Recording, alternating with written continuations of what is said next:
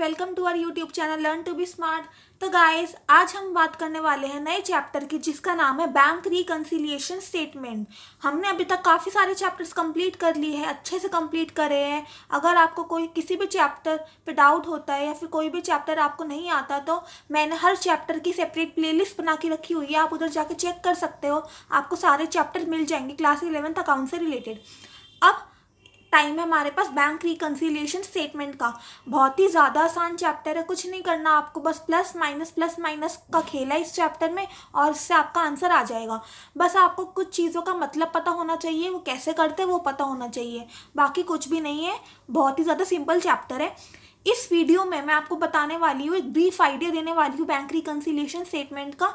तो ये वाली वीडियो बहुत ही ज़्यादा इंपॉर्टेंट है, बिकॉज इस वाली वीडियो में मैं आपका कंसेप्ट बिल्डअप करूंगी बैंक रिकंसिलिएशन स्टेटमेंट से रिलेटेड, कि ये क्या होता है, क्यों बनाते हैं हम, कैसे बनाते हैं। तो ये सब बातें हम आज की वीडियो में सीखने वाले हैं। और अगर आपने आज की वीडियो मिस कर तो आपको आगे की कोई भी वीडियो समझ नहीं आने वाली है इस चैप्टर में। तो अपना पूरा फोकस लगाइएगा, अच्छे से समझिएगा। बहुत ही ज़्यादा आसान चैप्टर में, तो मैं दोबारा कह रही हूँ। तो जल्दी से हम स्टार्ट करते हैं। तो देखो, बैंक रिकंसिलिएशन स्टेटमेंट क्या होता है, इसका मतलब क्या होता है, वो हम बाद में देखेंगे। पहले मैं आपको एक चीज़ बताती हूँ।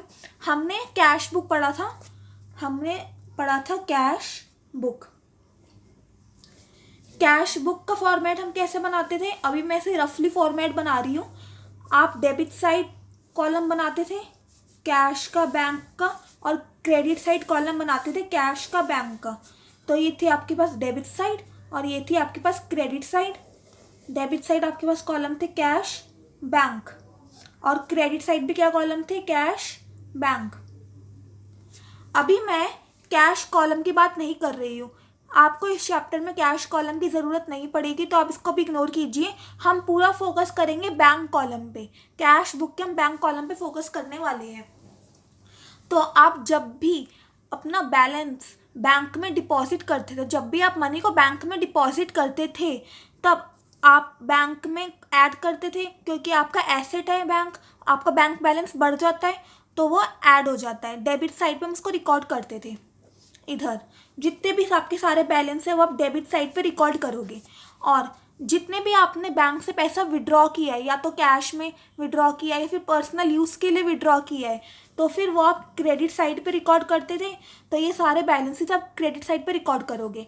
जो बैंक में आप डिपॉजिट करते थे तो उससे आपका बैंक बैलेंस बढ़ता था, और बैंक से विड्रॉ करने में बैंक बैलेंस कम होता था।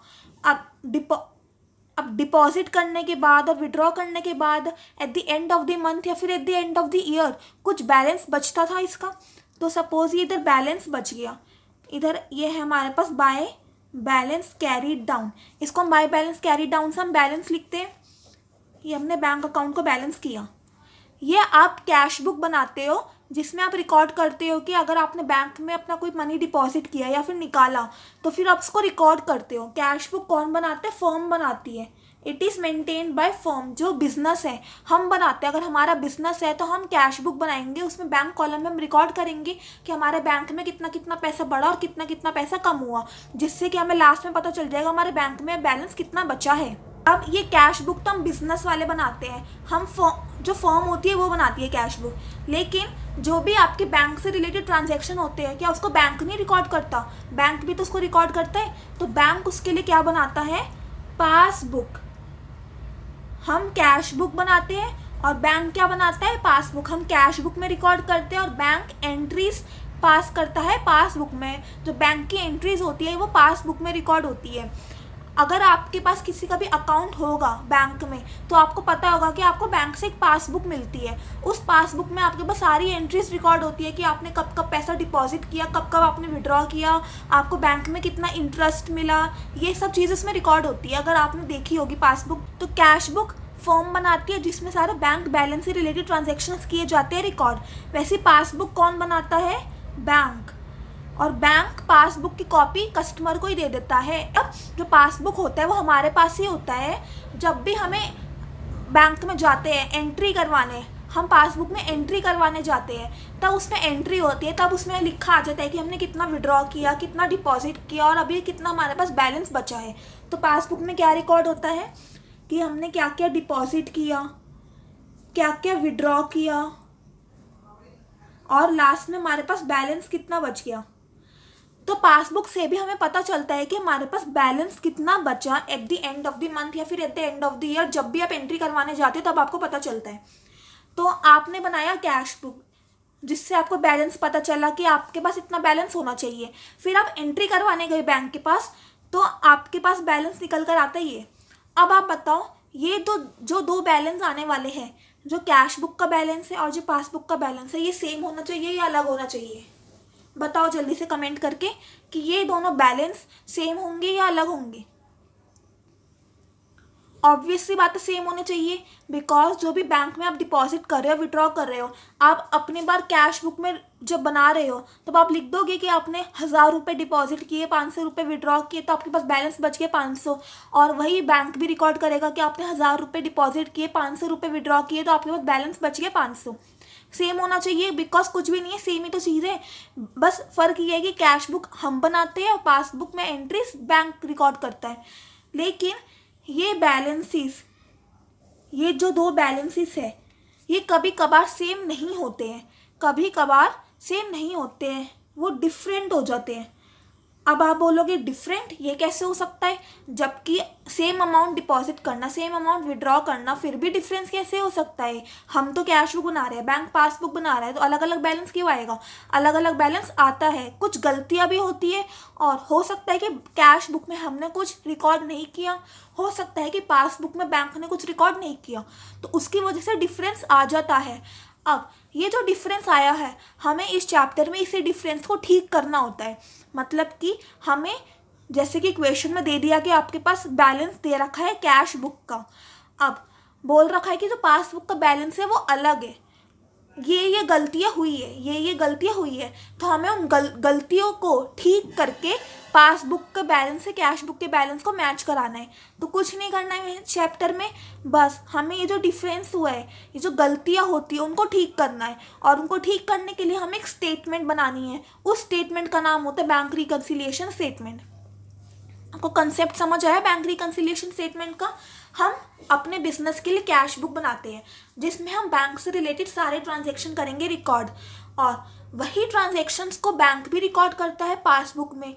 तो जो बैलेंस कैश बुक का आता है और जो बैलेंस पासबुक का आता है, वो दोनों बैलेंस सेम होने चाहिए, है कि नहीं?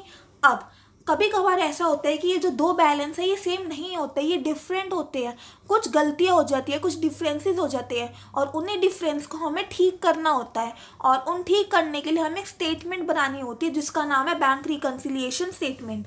तो देखो बैंक रिकन्सिलिएशन स्टेटमेंट क्या होती है, मैं इधर डेफिनेशन लिखती हूँ, आप भी साथ साथ लिख लीजिएगा। बैंक रिकन्सिलिएशन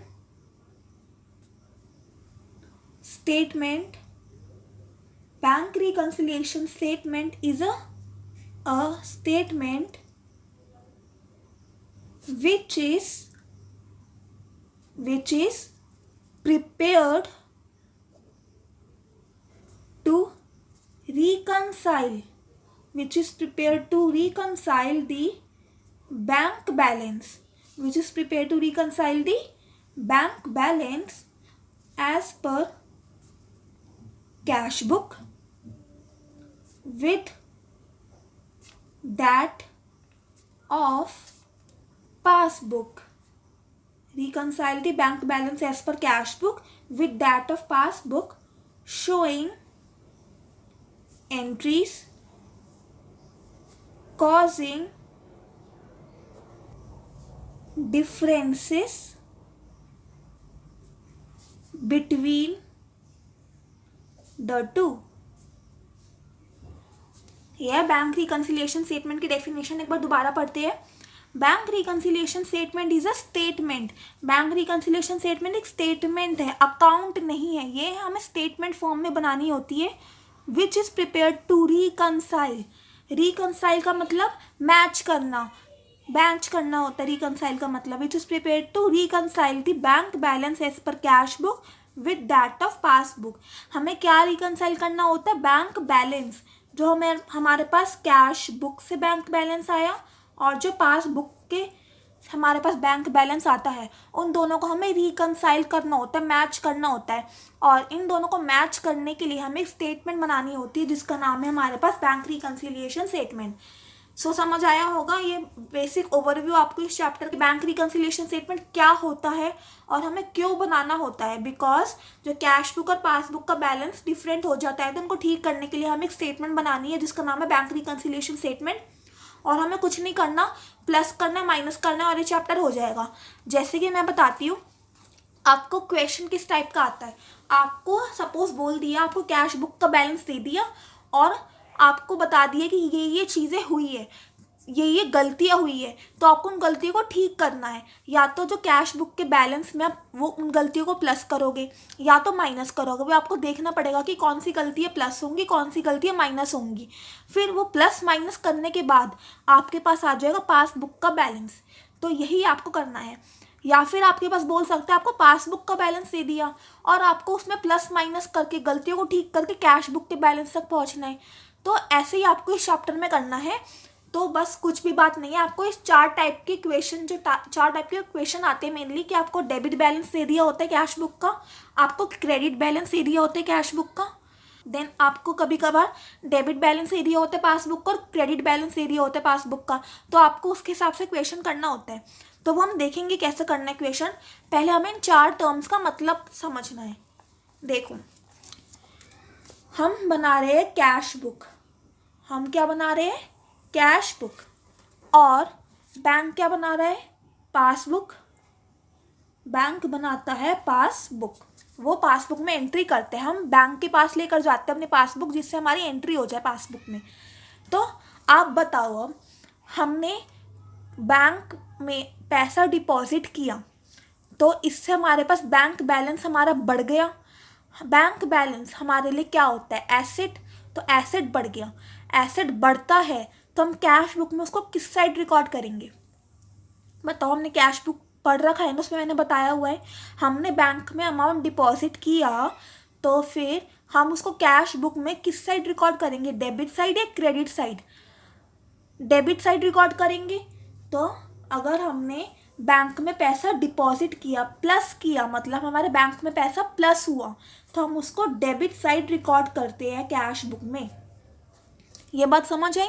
देन अब हमने बैंक से पैसा विड्रॉ किया, बैंक से पैसा निकाला, इसका मतलब माइनस होगा हमारा पास बैंक बैलेंस। तो बैंक हमारे लिए एसेट होता है, एसेट कम हो रहा है, बैंक बैलेंस माइनस हो रहा है, तो वो हम कैश बुक में किस साइड रिकॉर्ड करेंगे, डेबिट या क्रेडिट। हमारे लिए एसेट कम होता है तो हम उसको क्रेडिट साइड रिकॉर्ड करते हैं, तो हम इसको लिख देंगे क्रेडिट साइड। ये बात तो समझ आई कि कैश बुक में जब बैंक बैलेंस बढ़ेगा, प्लस होगा, तो हम उसको डेबिट साइड रिकॉर्ड करते हैं, और जब बैंक बैलेंस माइनस होता है तो हम उसको क्रेडिट साइड रिकॉर्ड करते हैं। बिकॉज बैंक बैलेंस हमारे लिए क्या है, एसेट है, हमारे लिए एसेट। कैश बुक हम बना रहे हैं तो इसमें हम अपने हिसाब से सोचेंगे कि बैंक बैलेंस हमारे लिए एसेट है या लाइबिलिटी है। देन अब हम बात करते हैं पासबुक की। पासबुक कौन बना रहा है, हम नहीं बना रहे पासबुक, पासबुक बना रहा है बैंक। तो अब इसमें बैंक अपने हिसाब से सोचेगा। अब हमने अपने बैंक में, अपने बैंक अकाउंट में पैसा डिपॉजिट किया, हमने अपने बैंक अकाउंट में पैसा डिपॉजिट किया तो बैंक बैलेंस बढ़ गया, बैंक में पैसा बढ़ गया। अब आप बैंक की तरफ से सोचो कि ये डेबिट होगा या क्रेडिट होगा, पासबुक में किस साइड रिकॉर्ड होगा, डेबिट या क्रेडिट। हमारे बैंक बैलेंस बढ़ गया, बैंक प्लस हो गया, तो पासबुक में किस साइड रिकॉर्ड होगा, पासबुक में ये क्रेडिट साइड रिकॉर्ड होता है। मैम ये क्या बात होगी, हम कैश बुक में तो डेबिट साइड रिकॉर्ड कर रहे हैं, पासबुक में क्रेडिट साइड क्यों। क्योंकि अभी मैंने बोला हम कैश बुक अपनी तरफ से बनाते हैं, ये सोच के कि हमारा पैसा है, हमारा पैसा तो हमारे लिए एसेट होता है, एसेट बढ़ता है तो उसको हम करते हैं डेबिट। लेकिन पासबुक हम नहीं बना रहे, पासबुक बैंक अपने आप को सोच के बना रहा है। अगर हमारा बैंक में पैसा बढ़ा, इसका मतलब एसेट तो हमारा है, वो बैंक का थोड़ी ना एसेट है, बैंक की वो क्या हो जाती है, लाइबिलिटी हो जाती है। बिकॉज हमने बैंक में पैसा डाला तो बैंक की लाइबिलिटी हो जाती है कि उसको वो पैसा हमें बाद में रिटर्न करना पड़ेगा। जब भी हम अगर अकाउंट क्लोज करवाते हैं अपना, तो बैंक को हमारा पैसा रिटर्न करना होता है, तो बैंक की लाइबिलिटी होती है। तो अगर हम बैंक में पैसा ऐड करते हैं तो वो बैंक को क्रेडिट साइड रिकॉर्ड करना होता है, पासबुक में एक क्रेडिट होता है। वैसे ही अगर हम बैंक से पैसा विड्रॉ कर लेते हैं, बैंक में हमारा बैलेंस कम हो गया, तो बैंक इसको किस साइड रिकॉर्ड करता है? डेबिट साइड, बिकॉज बैंक की अब लाइबिलिटी कम हो गई। अब उसको उतना पैसा हमें वापस नहीं करना पड़ेगा बाद में, क्योंकि उतना पैसा तो हमने पहले ही विड्रॉ कर लिया।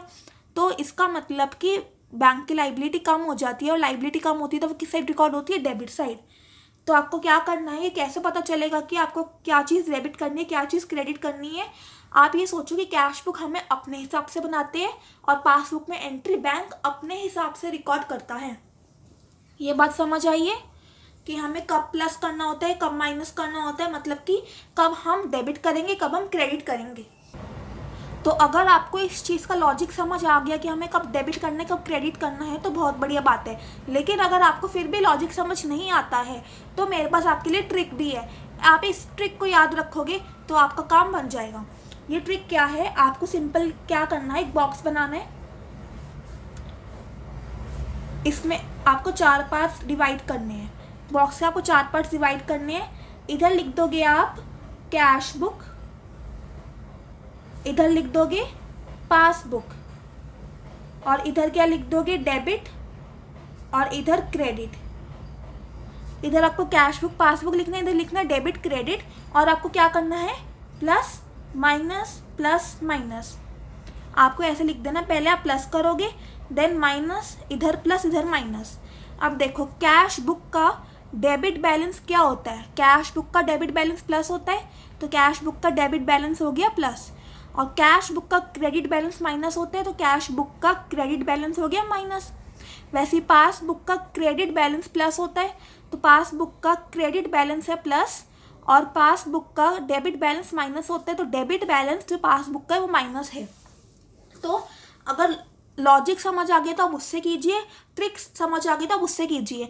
मैं यही प्रेफर करूँगी कि आप लॉजिक को यूज़ कीजिए, ट्रिक को ज़्यादा यूज़ मत कीजिएगा, बिकॉज हमें सिर्फ मार्क्स के लिए नहीं पढ़ना, हमें नॉलेज के लिए भी पढ़ना है। ये चीज़ें सिर्फ आपको मार्क्स के लिए नहीं पढ़नी होती है, आपके प्रैक्टिकल लाइफ में भी आगे बहुत काम आने वाली है। तो आप जितना लॉजिक को प्रेफरेंस देंगे उतना ही आपके लिए अच्छा होगा, बिकॉज अगर आप ट्रिक से पढ़ेंगे तो अभी तो आपके मार्क्स आ जाएंगे, लेकिन फिर आपको कुछ समझ नहीं आएगा। आपके लिए बस वो रट्टाफिकेशन हो जाती है कि आपने रटा और आपने क्वेश्चन कर दिया, आपका क्वेश्चन ठीक भी हो गया, लेकिन सबसे ज़्यादा ज़रूरी क्या है कि हमें क्वेश्चन को समझना है। तो हमने देखा कि जब भी हम कैश बुक में रिकॉर्ड करेंगे बैंक बैलेंस हमारे लिए बढ़ा तो हमारे लिए एसेट होता है, एसेट को हम करते हैं डेबिट, और अगर माइनस होता है तो हमारे लिए एसेट कम हो गया तो वो हो जाएगा क्रेडिट।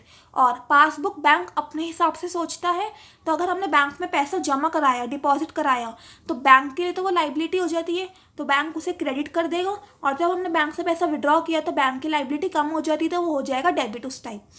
तो आपको क्वेश्चन में दे रखा होता है कि debit balance as per cash book या फिर credit balance as per cash book, तो आपको उसमें समझना होगा कि डेबिट बैलेंस प्लस होता है तो आपको वो अमाउंट प्लस में लिखनी है, और अगर आपको गिवन है credit balance as per cash book, इसका मतलब आपको वो अमाउंट माइनस में लिखनी है। वैसे ही अगर आपको क्वेश्चन में गिवन है credit balance as per passbook, तो आपको अमाउंट वो प्लस में लिखना है, और अगर आपको क्वेश्चन में गिवन है debit balance as per passbook, तो आपको अमाउंट लिखना है माइनस में। और भी कुछ टर्म होती है, जैसे कि आपको कभी कभार क्वेश्चन में गिवन होता है फेवरेबल बैलेंस, फेवरेबल बैलेंस और unfavourable balance, unfavourable balance. Favourable का मतलब क्या? पॉजिटिव, तो फेवरेबल मतलब प्लस वाला बैलेंस है आपके पास, और अनफेवरेबल का मतलब नेगेटिव, तो अनफेवरेबल मतलब आपके पास नेगेटिव वाला बैलेंस है। तो अगर आपको बोल रहे हैं कि favourable balance as per cash book, इसका क्या मतलब हुआ? आपके पास पॉजिटिव बैलेंस गिवन है कैश बुक का, मतलब कि कैश बुक पॉजिटिव कब होता है? डेबिट के टाइम, तो कैश बुक का आपके पास डेबिट बैलेंस गिवन है। और अगर आपको बोल रहे हैं favourable balance as per passbook, तो पासबुक कब फेवरेबल होता है, पासबुक का बैलेंस कब पॉजिटिव होता है? जब वो क्रेडिट होता है, तो ये हो जाएगा क्रेडिट। तो आपको कोई भी टर्म क्वेश्चन में दे सकता है, आपको डेबिट बैलेंस क्रेडिट बैलेंस भी दे सकते हैं, आपको फेवरेबल बैलेंस अनफेवरेबल बैलेंस भी दे सकते हैं। तो फेवरेबल और अनफेवरेबल से आपको पता चल जाता है कि क्या प्लस होगा क्या माइनस होगा, उसके अकॉर्डिंग आप भी पता लगा सकते हो कि वो डेबिट होगा या क्रेडिट होगा। वैसे अनफेवरेबल बैलेंस मतलब नेगेटिव, तो अगर बोल रहे कैश बुक का अनफेवरेबल बैलेंस है, कैश बुक कब नेगेटिव होता है, जब क्रेडिट होता है। तो ये कैश बुक में कैसा बैलेंस है, ये आपके पास क्रेडिट बैलेंस। और पासबुक में अनफेवरेबल बैलेंस मतलब डेबिट, तो पासबुक के टाइम पे ये हो जाएगा आपके पास डेबिट बैलेंस। और अनफेवरेबल बैलेंस मतलब नेगेटिव बैलेंस का एक और नाम होता है ओवरड्राफ्ट। इसको हम बोलते हैं ओवरड्राफ्ट, मतलब बैंक अकाउंट में आपके पास पैसे ज़्यादा नहीं थे, फिर भी आपने ज़्यादा विड्रॉ कर लिए, जितने पैसे थे आपने उससे ज़्यादा विड्रॉ कर लिए, तो आपका जो बैलेंस है वो नेगेटिव में चला जाता है, तो उसको हम बोलते हैं ओवरड्राफ्ट भी। तो आपको कोई भी टर्म यूज़ करके आ सकती है। अगर आपको बोल रहे हैं overdraft balance as per cash book, इसका मतलब वो credit balance as per cash book की बात कर रहे हैं, और overdraft balance as per passbook, इसका मतलब वो debit balance as per passbook की बात कर रहे हैं। तो इन टर्म्स को आपको अच्छे से समझना है, अच्छे से पढ़िएगा आप इन टर्म्स को। ये वाली वीडियो में मैं इतने ही रख रही हूँ और ज़्यादा नहीं बढ़ रही हूँ, बिकॉज अगर मैं इसी वीडियो में आपको आगे की बात भी पढ़ाऊंगी तो वो आपके लिए बहुत ज़्यादा कन्फ्यूजन हो जाएगी, बिकॉज अभी तक काफ़ी ज़्यादा बच्चे ये होंगे जिनको यही बातें समझ नहीं आई होगी। तो आप इसमें टाइम लगाइएगा, ये बातें अच्छे से समझिएगा। फिर भी अगर कोई डाउट आते तो कमेंट सेक्शन में पूछिएगा, मैं रिप्लाई करूँगी। चलिए गाइस, इस वीडियो में इतना रखते हैं। नेक्स्ट वीडियो में हम आगे की बात करेंगे बैंक रिकन्सिलिएशन स्टेटमेंट से रिलेटेड। एंड तब तक के लिए stay happy, keep learning, bye bye.